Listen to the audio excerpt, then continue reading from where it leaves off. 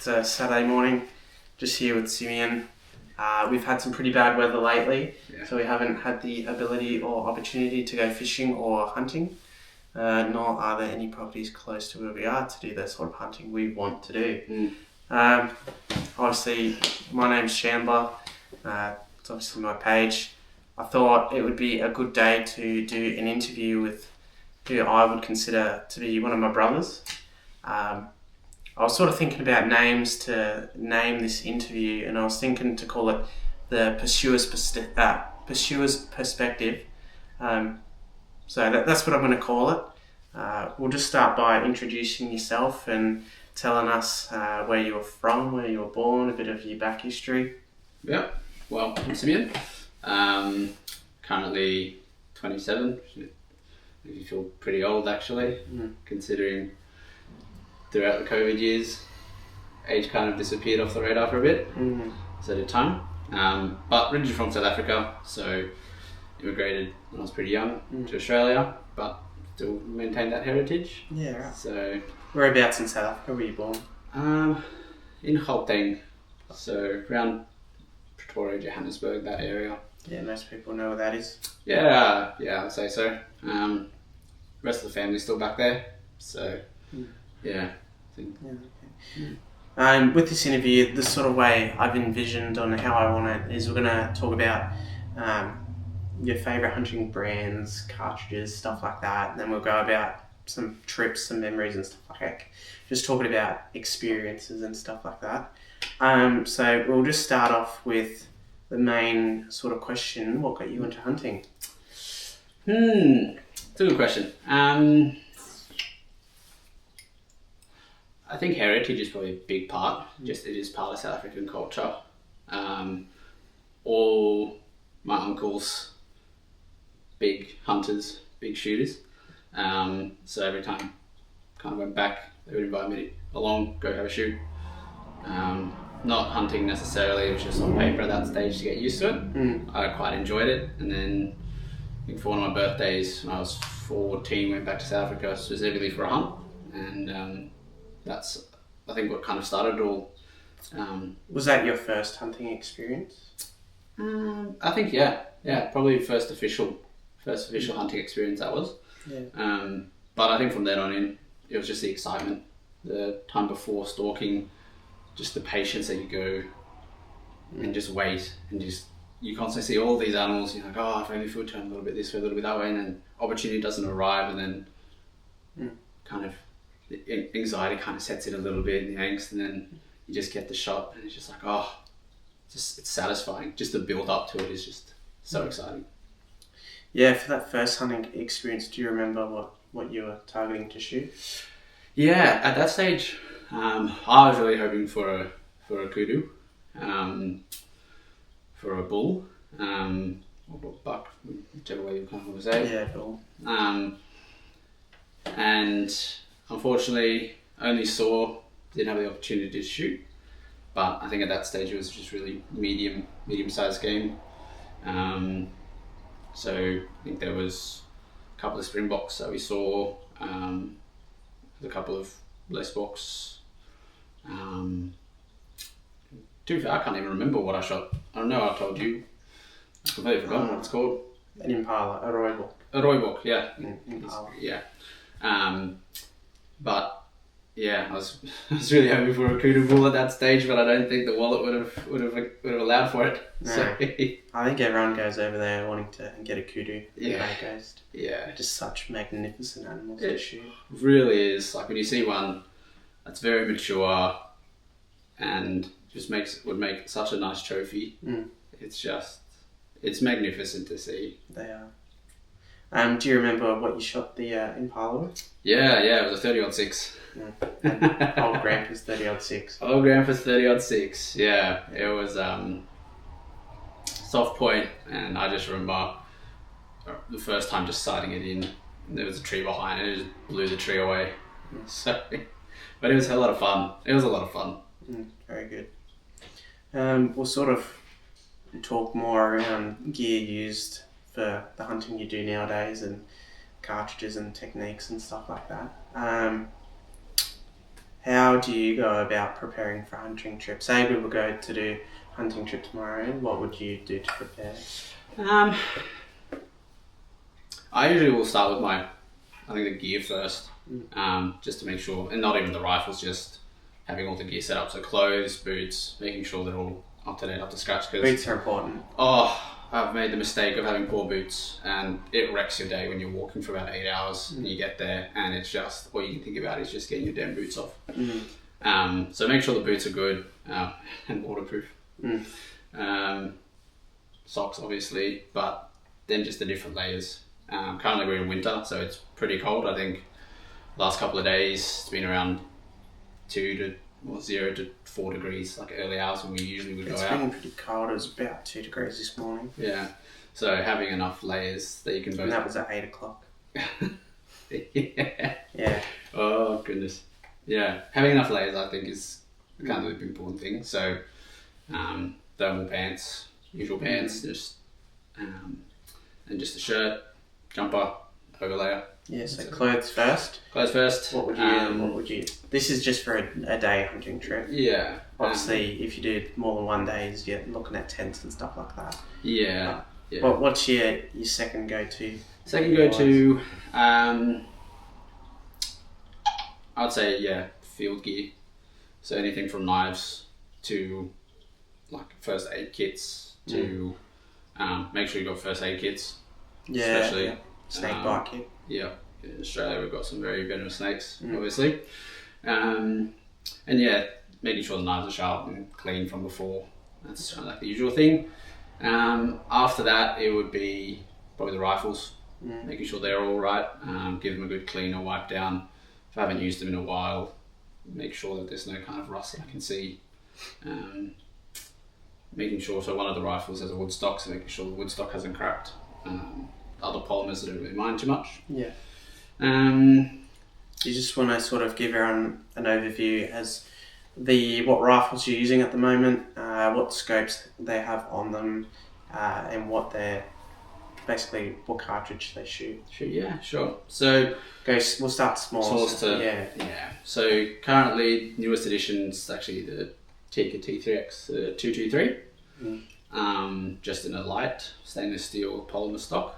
So it's currently the newest edition. On that, I've got a Vortex Venom. I think it's 5 to 25. It's the little brother one of it, actually. It's a smaller one. It's like 4 to 16 or 3 to 15. Yeah. It's the step down of the 5 to 25. 5 to 25. Just by 44. So I've got a little Venom scope on that, and very happy with it. It's really good. Yeah, it's got good clarity. Very good clarity. It doesn't have as much loss of focus around the edging as what I found with like the higher magnification, the larger scopes. Yeah, I found. So we've got a 223 Tikka T3X Lite with a Vortex Venom scope. Alright, what's the next one up? Next one up is a 270 Winchester or Husqvarna, 1956, I think. It was a Mauser M98 action old military rifle that's just been sporterized. Different wooden stock that's been bedded, which is pretty cool.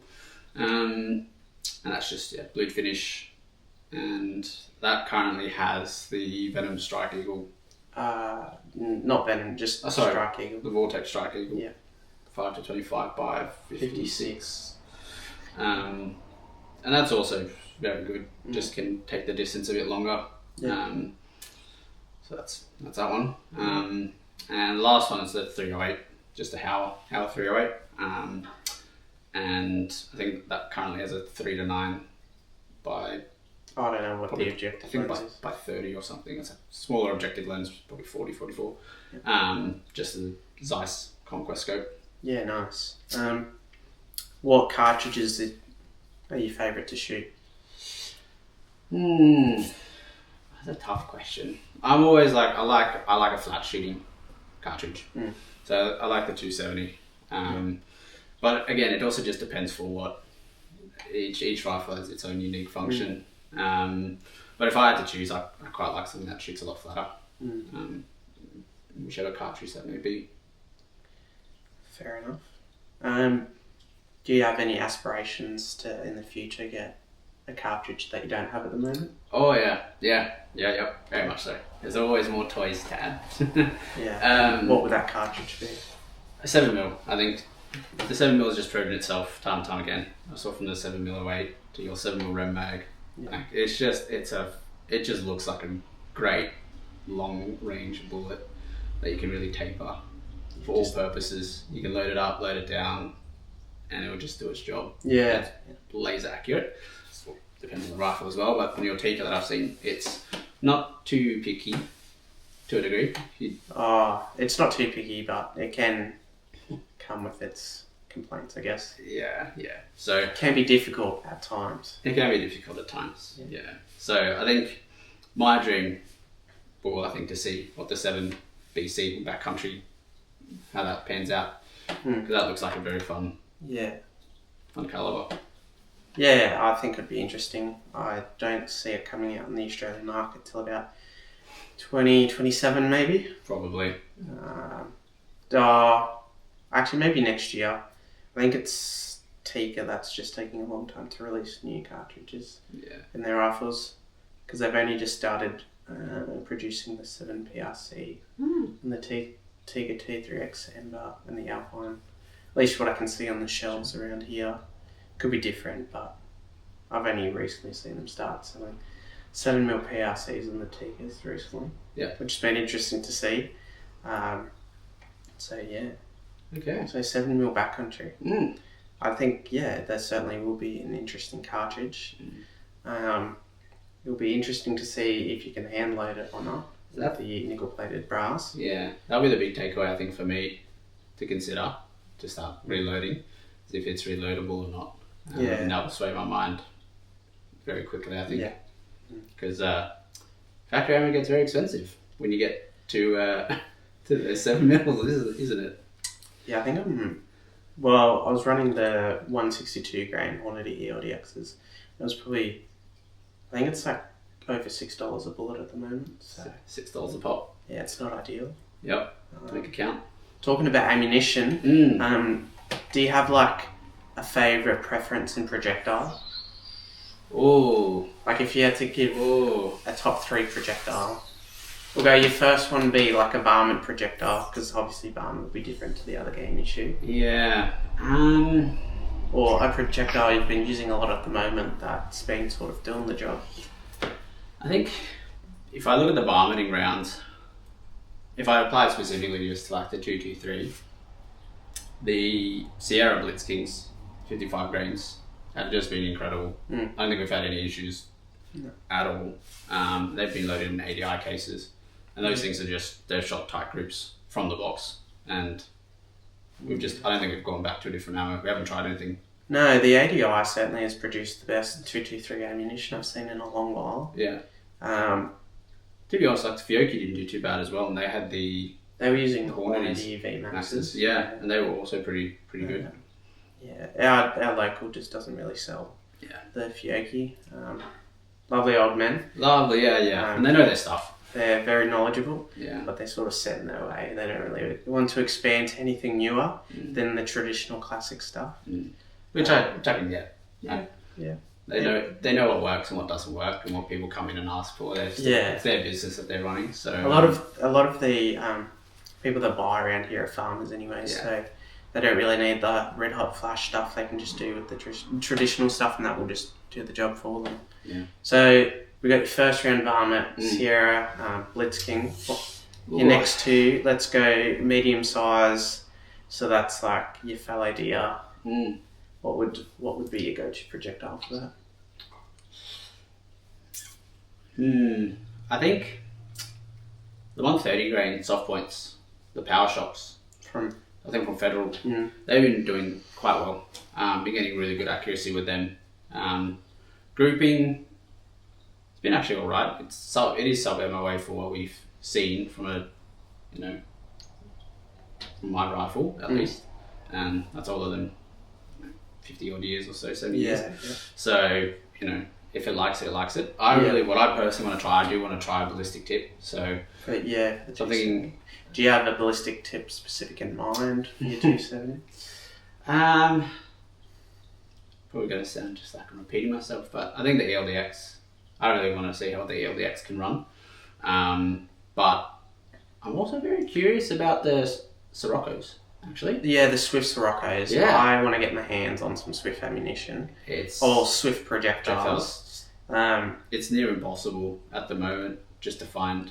Yeah, I think there's one place that I know of that sells them online, but they're just always out of stock. They're always out of stock, yeah.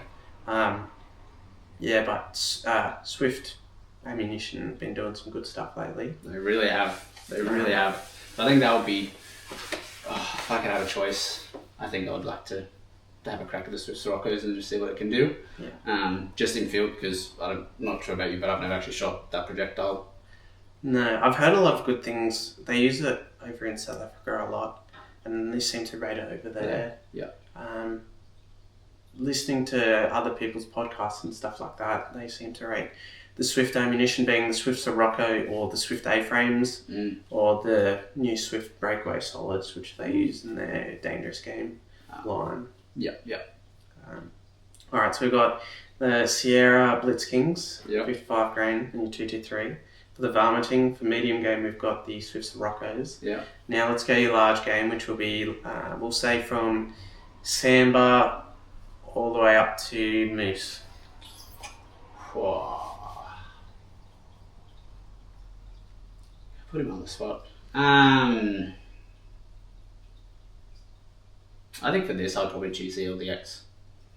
Actually, just because if it's at that large of a game, I'm not expecting. Let's say I was loading to my 308, it won't be travelling that fast if we're saying at 100 meters, but it's carrying its force quite well. And I think just the ELDX will just have a better mushroom at that stage. Yeah, I've personally found with the ELDX bullets, they're good if they're being shot slow, because when they hit the animal, they'll just sort of expand nicely. But if you shoot them at close range too quickly, they'll just sort of hit the animal and then sort of just explode and create like a surface wound. Yeah. Instead of getting that proper penetration and good expansion. Yeah. But yeah, I think you could have gone with the Swift A-frames. Could have been another option, but I think another good option will be the Federal Terminal Ascent Line. Yeah, I've only come across them really actually once. They were only, it was for 300 blackout at that stage. 300 WSM. Was it the ones you saw at the shop? Oh yeah, sorry, WSM, not blackouts. Yeah, That's right. Yeah.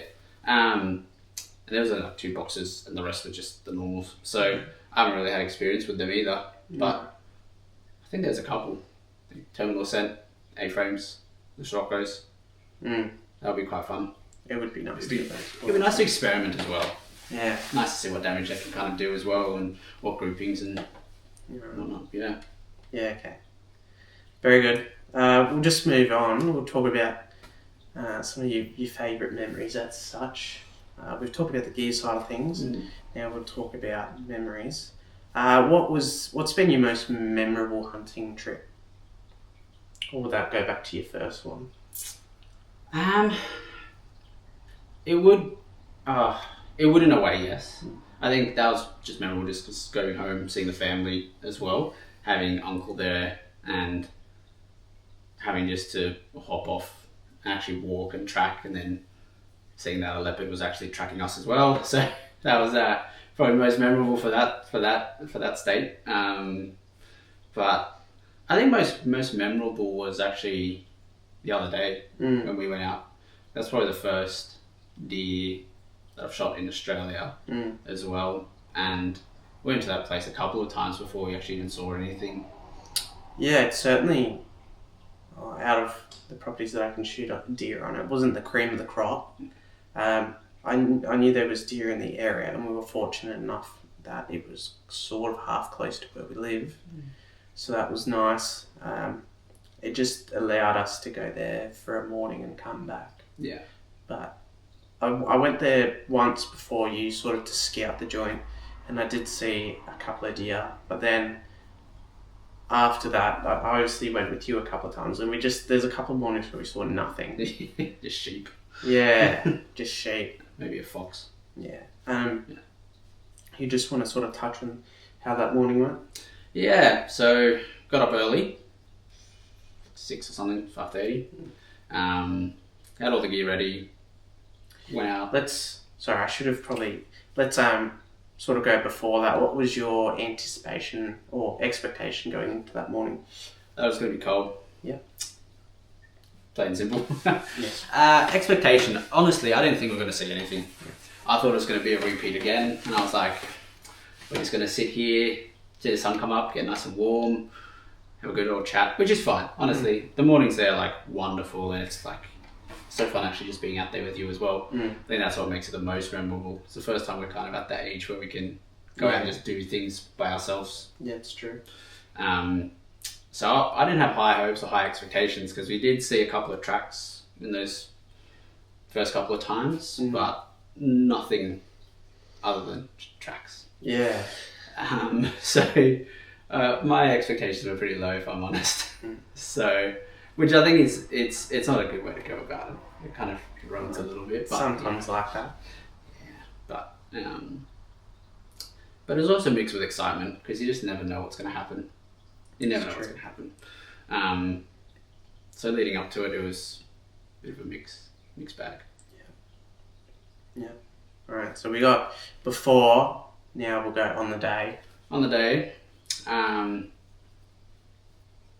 so more so just like what happened during the day. Yeah, just give us a recap. Yeah, so I went there early in the morning. We went to the site where we saw trucks run over, not the car, but the tyre tracks this time. Yeah, the tyre tracks of the car. Of the car. They, which we found afterwards, I think on the third or fourth time. So we parked down just where we roughly thought they were going to come across, set up camp, and just waited. Got out of, it was a bit breezy actually that day, so it was a bit hard to try and sit downwind, but fortunately, actually from both sides, we were downwind. Well, the night before I looked at the windy up and determined which way the wind was going, so I sort of half planned where to sit depending on the wind. So that's something I should add to my list, actually, make sure that the wind's going the right way. Well, I always enjoy looking at where the wind's coming from in the morning and planning around it. It generally works pretty well for me, but nature does its own thing sometimes, and sometimes the wind will just swirl, and you just sort of got to adapt to the situation. Yeah, that's true. That's true. So we've set out our sitting spot, and we're sitting and waiting. Yeah, sitting, waiting, trying to keep warm. And we were looking down where we came from, just the track before. Because that's where we saw the whole track, and they came down from the top of the hill, and they would come across and then head onto the other ridge. So we were just both facing the same way, actually, which probably didn't do us credit. And I remember I heard just a couple of twigs breaking and whatnot, but I just thought they were just the birds. Yeah, I thought that as well. Didn't think much of it, and you were definitely closer, so you probably heard much more because I had the tree behind my back, so a lot of what I was hearing was just echoes. And yeah, I think we were waiting there for probably like half an hour. Half an hour to an hour, roughly between that time, yeah. Yeah, and I just get Chandler looking at me, just going, there's Steve. He's like, where? I can't see them. So obviously they were behind the tree. And kind of wish that was on a video, because you kind of have those in the movies where the other person like sticks his head around in the corner. That's I guess what it would have looked like to the deer with me. But anyway, so I had my 270 Winchester actually that day, so that was all set up and ready to go with the 130 grain Federal power shocks. Soft points. Yeah. Oh yeah, power shock soft points. Yeah. And so just kind of lay down in prone next to you. I only saw the front two, but yes, there was two that we could see at the front, but there was sort of like three sort of just behind to the left of them. Yeah, and I didn't actually get to see those at all. And yeah, so I was just like, okay, just gonna focus on these two. Everything was ready to go, and then just was waiting. And then I remember you just saying, hold up. And I was like, well, you know, I need to start the camera. Yeah. Okay. Couldn't do it without the camera. So I couldn't do it without a camera, but fortunately they looked at us, but didn't really do much. No. And didn't spook them, didn't even look like they were bothered by us, to be fair. I don't think they knew where we were, to be honest, but... And yeah, just took aim roughly where you have always taught me to aim. Yeah, just behind the shoulder. Just behind the shoulder, and then squeezed, didn't pull, kept the trigger, and followed through. And yeah, it just dropped. It's the first deer that I've actually shot. I've really shot two, to be fair, but it's the first one that's just dropped on the spot. The red deer that I shot in South Africa took about, it turned around, took about 5 steps, and then The impala. Impala. Or rooibok, which is like red buck. Yeah. Yeah, if you translate If you translate it, yeah. Sort of does sound like red deer. Yeah. Okay, so the rooiboki took about 5 steps. It turned around, took about 5 steps, and just dropped. So I think it was a little bit too close for the 30-06, but the soft point blew out a hole. So, but for this day specifically, yeah, it just dropped where it was. Yeah, it's good. So, yeah. It sort of died in the convenience spot where I could just drive the car up to it nicely. You could just unpack everything and just do everything there. Yeah, we didn't have to go far. It was only about 70 metres, if that. So it's pretty close, so we're talking about now. But it was a pretty cool experience. Yeah. So we've shot it, we've gone up to it, we're butchering it. Yeah. How's the butchering experience? Oh, pretty fun. I'm not going to lie. So I'm currently studying medicine, wanted to be a surgeon, so the anatomy came in handy. Yeah. And I think it was just really cool just to see that part of my future career, skill-wise, kind of coming across, and just how to butcher. I found it really funny because obviously I probably shot more than 40 to 50 odd deer already, and I've done a lot of butchering. I usually do the butchering myself, besides the one time that I took my partner's father. He just did it like that and it was done. It was crazy. But normally I do the butchering, and I wouldn't say I'm very good at butchering. I can get the job done, but I'm not the cleanest all the time. But you just made it look so easy.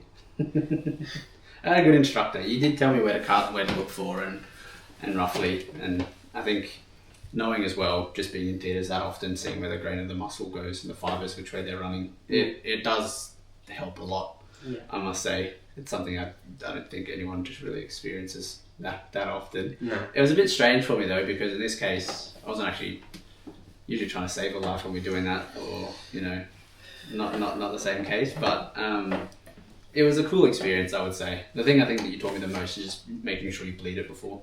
Yeah. Personally, I find that if you bleed it properly, the game sort of tastes a little bit less gamey. Not that I find that fellow deer tastes very gamey, but... No, it was beautiful. But yeah. So, yeah. And so it was a lot of fun, I'd say. I think if I could put our roles in perspective, you were much more the planner than I am, and the logistics of it all. I do like to organise a lot. Yeah. Very much. If you're 15 minutes late, or if you're not 15 minutes early, you're late. So. Yeah, and I'm always half an hour late, so I'm very late in his books. Yeah, I do like being organised. Yeah. Make sure I've got everything except for that one morning where I forgot. Well, I didn't forget. I just put my knives in a different section of my hunting bag. Yeah. And so I was looking for my hunting knives, and they were like, I couldn't find them, and then I was like, I have left the knives at home. But luckily I didn't, so it was all good. It was all good. And it was also the day that we shot something as well. Yeah. So I mean, like, great. Wouldn't have been ideal. No, it wouldn't have. No. But, yeah, I do like butchering. It's quite fun, I would say. And so, obviously, we've done the butchering. It wasn't that night that we cooked it, with the night after.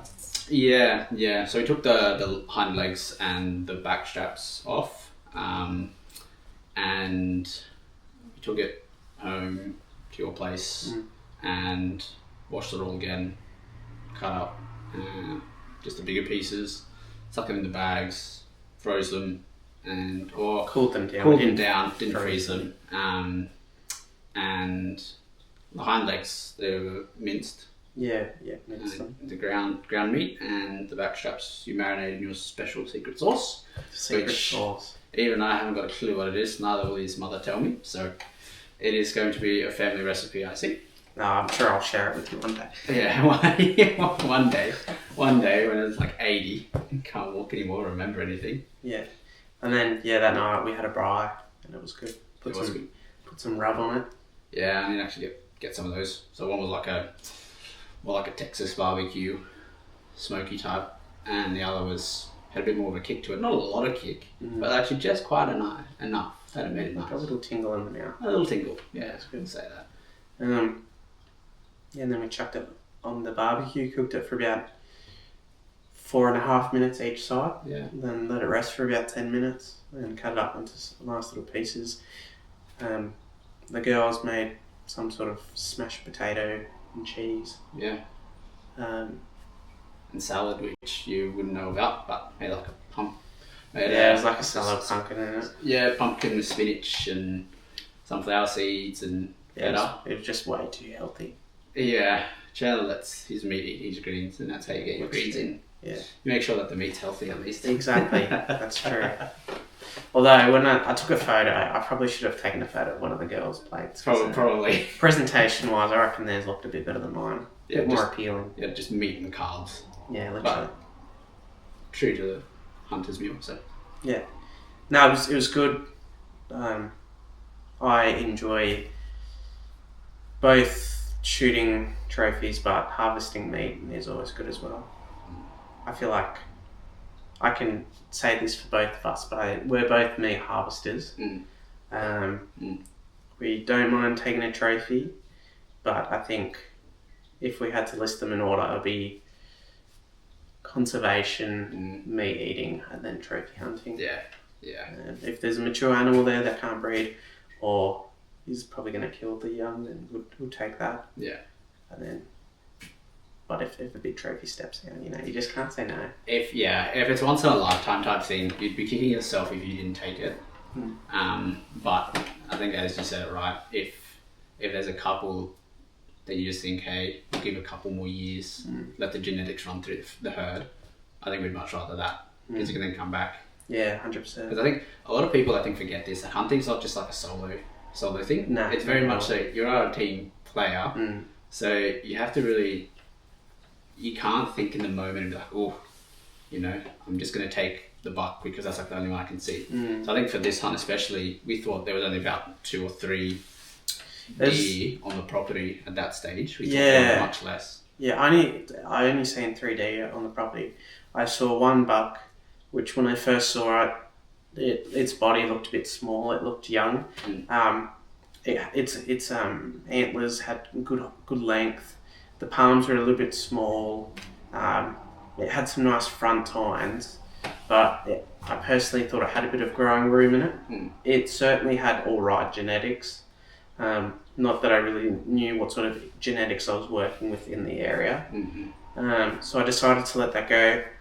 It was with 2 does, which I also decided to let go, because obviously we're just coming out of the rut. But then drove down the road and there was a young spiker there, which I thought, my process behind that, I didn't shoot that because I thought I saw so many deer, and like the first 10 minutes of the morning, I'm sure I'll find something else. But anyways, I went with my father that trip, and we didn't see anything else. Which, I'm not upset about that I didn't shoot anything, because I brought back meat from another hunting trip before going to that.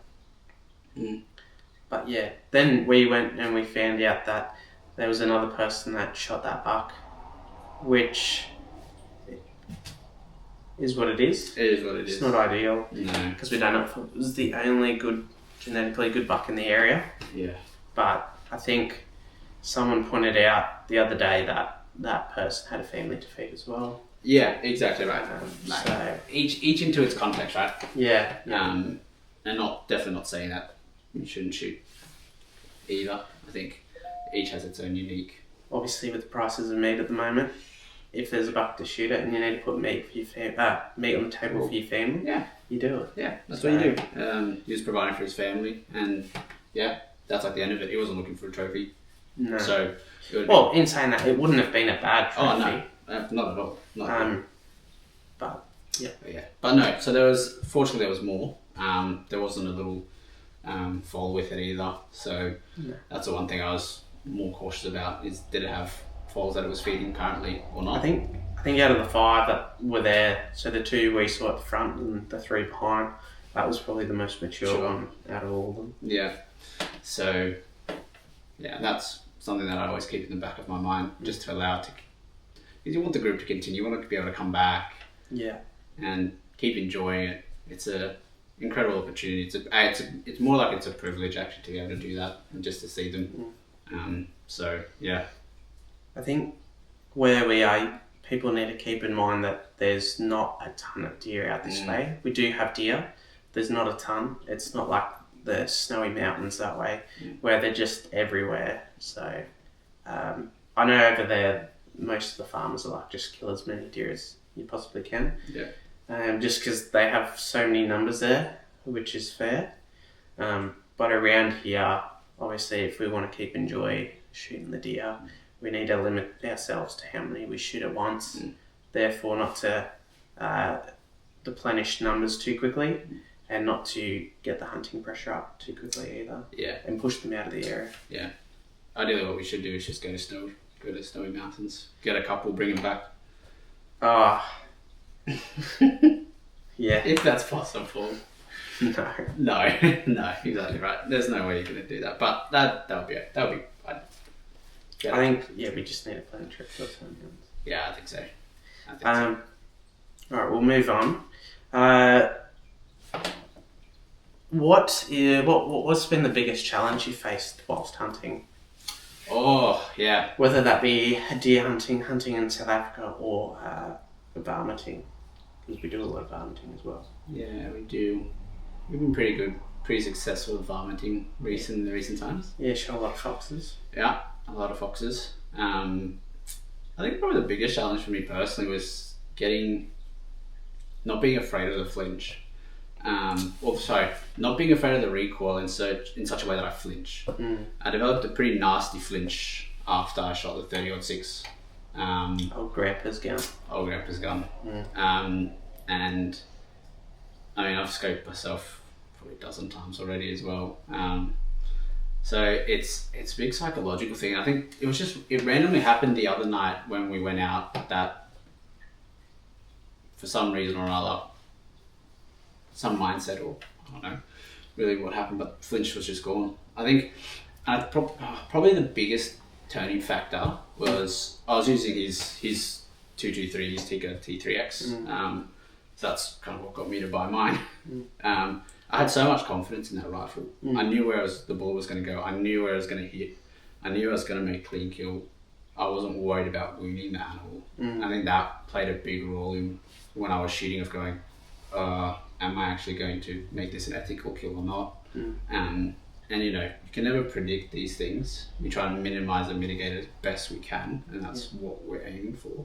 Yeah, and when we talk varminting wise, we're talking about shooting rabbits, foxes, goats, pigs, all your feral animals and stuff like that. Yeah. And so that's been the biggest challenge thus far, I would say. Overcoming that comes with time, and just continuing shooting, knowing your rifle, how it kicks, how it goes. And I think for a beginner shooter, I probably, looking back, I started off straight with the 7 Remington Magnum. It's not the most ideal thing to do in the world. I wouldn't recommend it. But I did it. But then I got a 223. I probably put 500 rounds down range at the SSAA range. And that built my confidence up, and I developed good shooting fundamentals and recoil management and stuff like that. Yeah. And that sort of traversed back to shooting with the 7mm. I can shoot the 7mm pretty accurately now. Yeah. I think, I don't know, being like a typical 18-year-old boy at that stage, you just want a boom cannon, just the biggest gun. I still want that. Yeah, I know, you still want that. But I mean, as your first rifle, I would say getting used to recoil and recoil mitigation.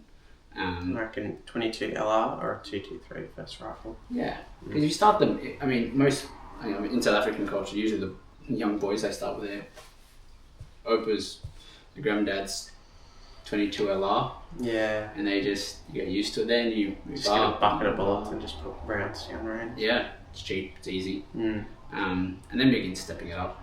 Whereas, and sure, you can start on a heavier caliber, Yeah. but no, just that bit more risk to develop a flinch. And once you get a flinch, it's hard to unlearn it because it's reactive. It's not something that you purposely want to do. You just react and preempt what's going to happen. But don't do what your dad did and put a muscle break on a 223. You just throw my dad under the bus. Oh yeah. There's I have a funny video of me shooting my 7mm, and it's in a Tiger T3X Aspire, which is light by itself. It's just a light rifle, which is great. I've got a muzzle brake on it, but on that day I took the muzzle brake off, and then I shoot it sort of down a hill at an awkward angle, and it came straight back and like scraped me. Yeah, it's going to go well. And I developed a scar on my face that I probably had for 2 years. Yeah, you've still got a faint line there. And yeah, it's hidden by your eyebrow a little bit. it was quite funny. But yeah.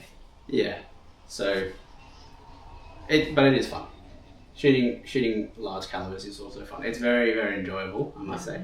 It's exhilarating, but it comes with its perils in terms of developing a flinch. That's kind of your first few times, or first, let's say, sub 400 or 500 rounds type thing, shooting a rifle, maybe in 200 rounds. I reckon like put 1,000 rounds downrange with the 22. That'd be pretty easy to do. Oh yeah.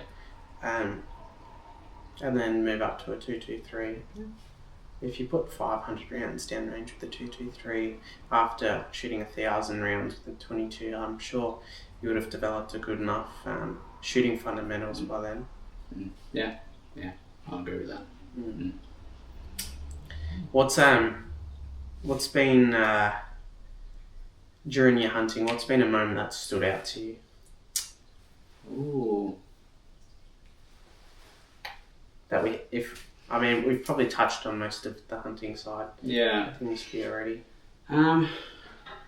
The thing that probably stood out to me the most, I'll go back to my South Africa trip, being able to just walk back in South Africa in the bushveld, Bosveld.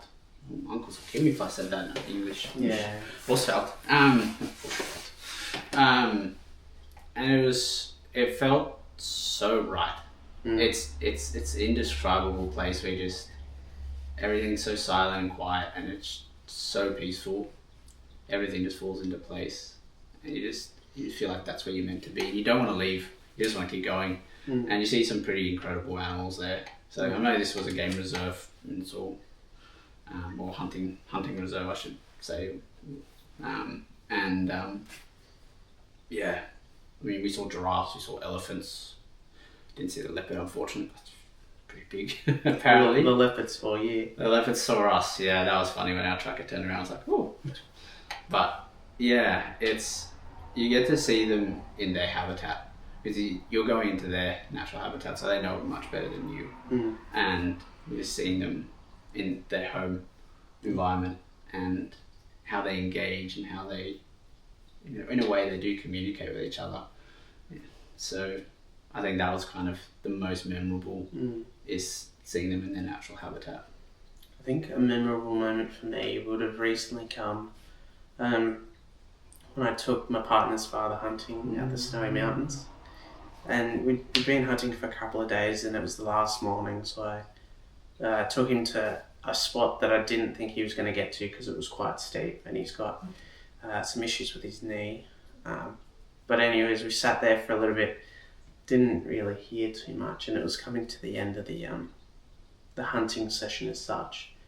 And we were just sitting talking to each other, and then I've been dating his daughter for a while, and I asked him for his approval to take his daughter and her hand in marriage, which he approved, which was good. I don't think she'll mind me saying that because he's not very good at keeping secrets.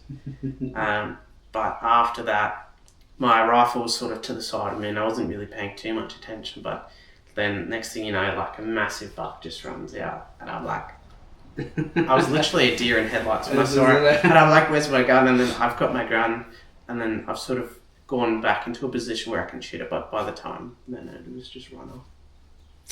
I thought that was quite a memorable moment for myself, which was nice. I mean, pretty symbolic actually. Right?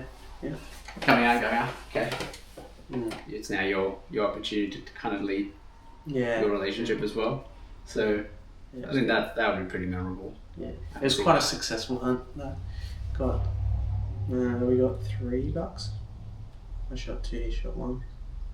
Got a lot of meat. Yeah. What calibers actually were you using? No, I've got a bit off script here, but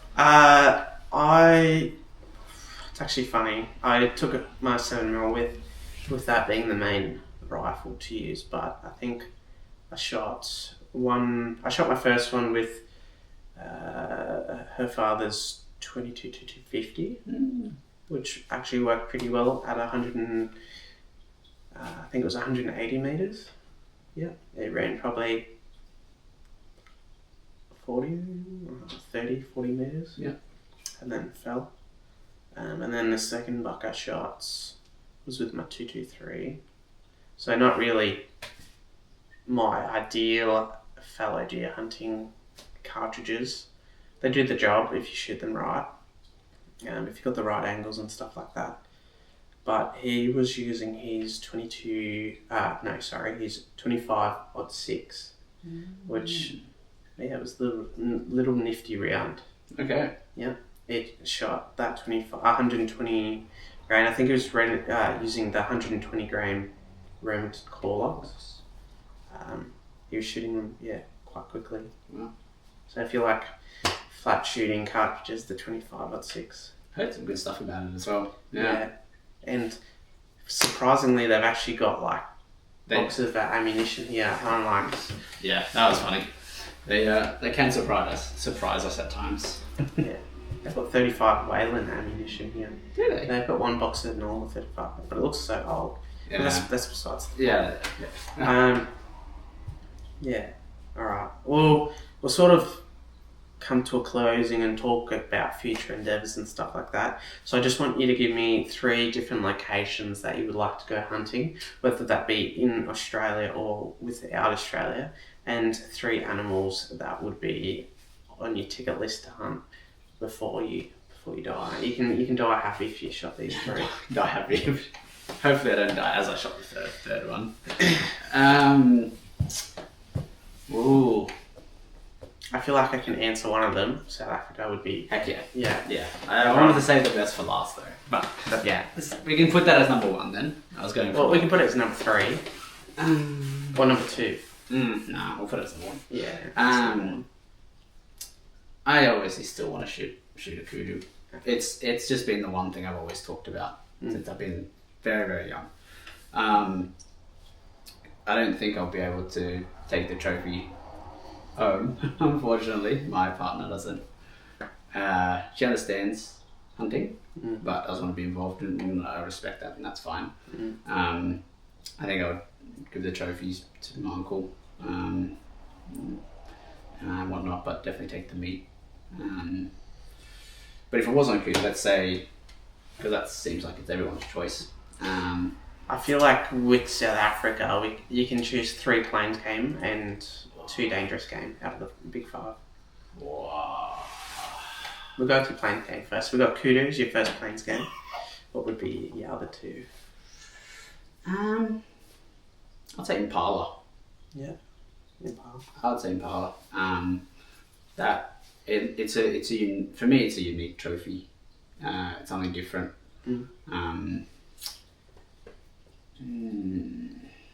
Third. Really putting me on the spot. That's what it's all about. It is what it's all about. Deer in the headlights, hey?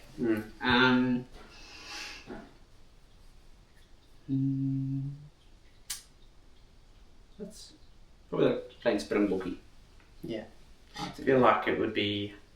You can't really go to South Africa and not shoot a springbok. Yeah. It's their national animal. Yeah.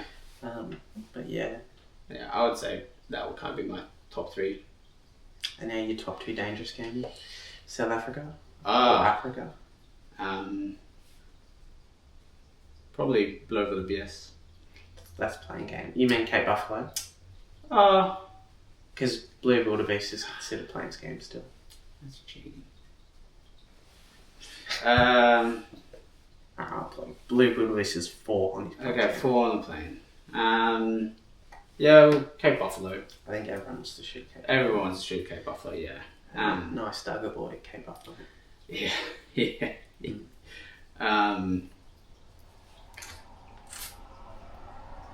Second.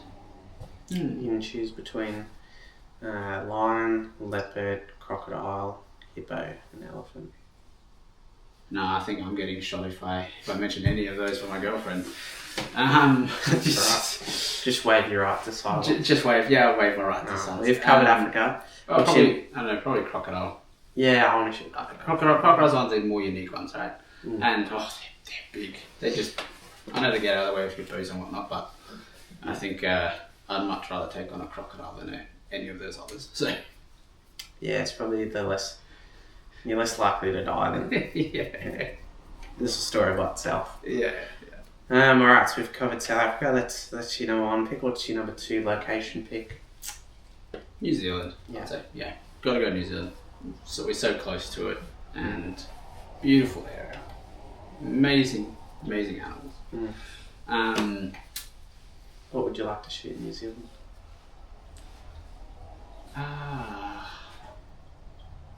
There's just so many animals to choose from. There is so many animals. I want all of them. All of them. Yeah. If I had to choose one, I think a bull tar. Yeah. They just fascinating. They just look so interesting, I must say. Big fluff balls. Big fluff balls. It looks so funny, but I think that would be kind of fun. And I think also just the trip itself would be challenging, and I think that would be quite part of the fun. Get dropped somewhere, base camp, and then you just set out and you take your time. I think it'll be part of the flying, get dropped off with the helicopter. Yeah. So I'd be looking forward to that. Yeah, it'll be something else. That would be like the whole, I think, experience would make that quite fun. I think either shooting a nice chamois or a red stag as well would be pretty good. Yeah. Those would be on my list as well. Maybe a nice seeker deer. Yeah. I think seeker would be nice as well. There's like, as you said, so many options. So many choices. There are so many options. So little time. And your third place? Would be local actually. Heading in Victoria, go get a sandbar. They always looked quite fun to chase actually. Yeah, they're big. Yep. Much bigger than it. They'd be bigger than kudu. Yeah. So I think that will be, if I had to take far distance international South Africa, second will be New Zealand, and third will be local. Yeah, very good. We'll sort of wrap things up and we'll finish off. But last question is, how can you, the hunters, get involved? I think one part is talking to people actually and seeing what their interests are. Because you'd be surprised actually how many different people I've come across that I've never thought would be anything or into anything remotely related to shooting. And then they come out, they're like, oh yeah, I've got these and these rifles. I'm like, what? Yeah. No clue. So I think that's one way. And I think also joining, whether it's like social groups on Facebook or something, that would be kind of a good start if you're looking at more like hunting type stuff. And also just going to like a local gun range, a local gun shop, and just talking, conversing with people. You'll be pretty surprised just how open everyone actually is in that community and getting people involved. Yeah. And we'll wrap it up with this question, but for a new hunter, if you had to choose a rifle for them, what rifle would you choose? What cartridge would you choose it in? And what bullet would you choose for them to hunt Australia? Hunt Australia. So, okay, if I'm factoring all of Australia in... Yeah, that'd be Where? from foxes, pigs, goats, all the deer species up to sambar. We won't include water buffalo Yeah, okay. or bangtan. Okay. Well, obviously, depending on where you are, there's different regulations of what minimum calibers are. Yeah, that's true.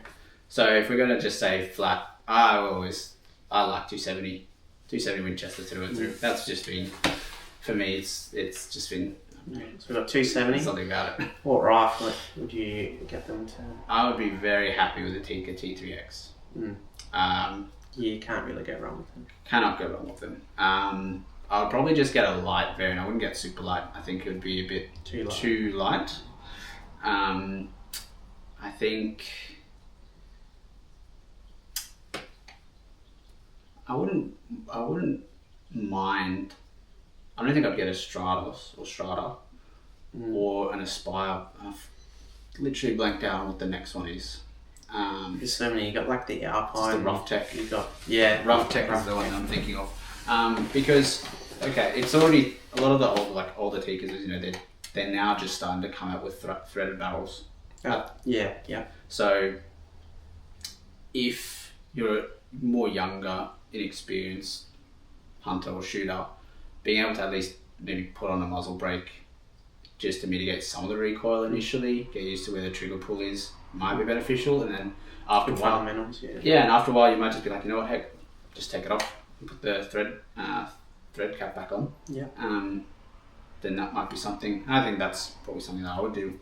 I don't have a muzzle brake on my 270, and I find it doesn't kick at all, really. So, no, I find that being an older style and the wood stock makes it a little bit heavier. Yeah. Makes it a little bit nice to shoot. But I think that would be a choice. Just Tikka just makes wonderful rifles. They do. Pretty much if I had a choice, Seiko. Like, if you had the money to splurge, and I don't think young hunters necessarily have that much, but no, not in the beginning. if you want an intergenerational rifle that you would pass down to, I don't know, probably 3, 4, 5, 6 generations, you'd go Seiko. But Seiko owns Tikka now. Oh yeah. And make the barrels for them. So you cannot go wrong with Tikka. Yeah. Next you asked about projectile? Yeah, projectile choice for them.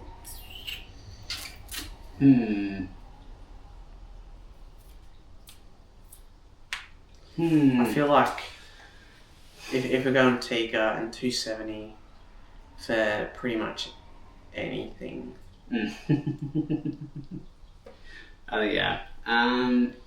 Go like for a newer hunter, maybe like go with the petition style, sort of a Nosler petition style projectile, or Hornady interlock, or the Sierra Game Kings are pretty good as well.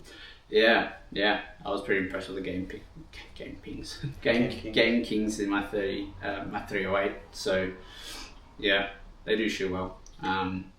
Not too clued up actually on the Nosler rounds, so projectiles. I haven't really had much experience, so I can't really talk about that one. Or if you can get your hands on Swift Siroccos, they'd be good as well. Yeah.